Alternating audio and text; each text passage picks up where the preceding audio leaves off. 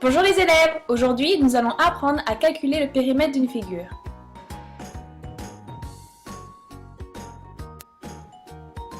Pour le calculer, on doit additionner la longueur des côtés de la figure.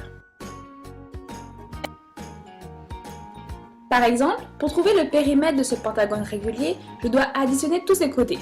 Donc, le côté 1 plus le côté 2 plus le côté 3 plus le côté 4 plus le côté 5 nous donne son périmètre. C'est simple, non? Pour certaines figures, il est facile de dégager des formules de périmètre grâce à leurs propriétés.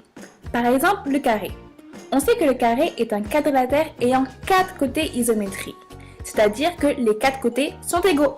Donc, pour trouver le périmètre de ce carré, on peut faire côté 1 plus côté 2 plus côté 3 plus côté 4.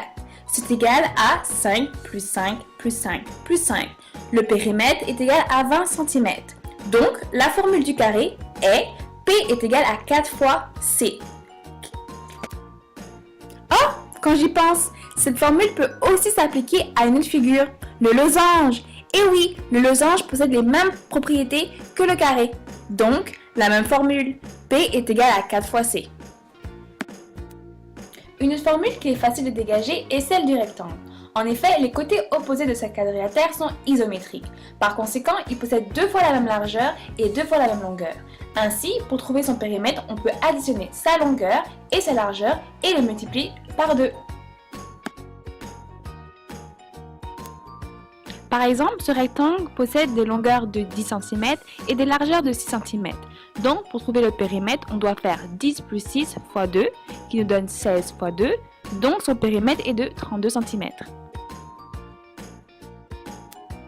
Maintenant, je pense que tu as bien compris comment calculer le périmètre d'une figure. Mais attention, n'oublie jamais d'écrire l'unité de mesure pour savoir si le périmètre est en centimètres, millimètres, mètres ou en kilomètres, car la valeur n'est pas la même.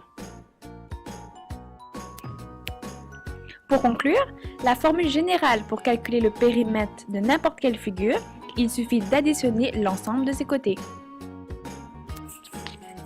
Mais n'oublie surtout pas, pour certaines figures comme le carré et le losange, on peut utiliser la formule P est égal à 4 fois C, ou sinon une autre formule pour le rectangle, P est égal à la longueur plus la largeur fois 2. C'est tout. Au revoir les élèves, la prochaine fois on apprendra comment calculer l'aire des figures.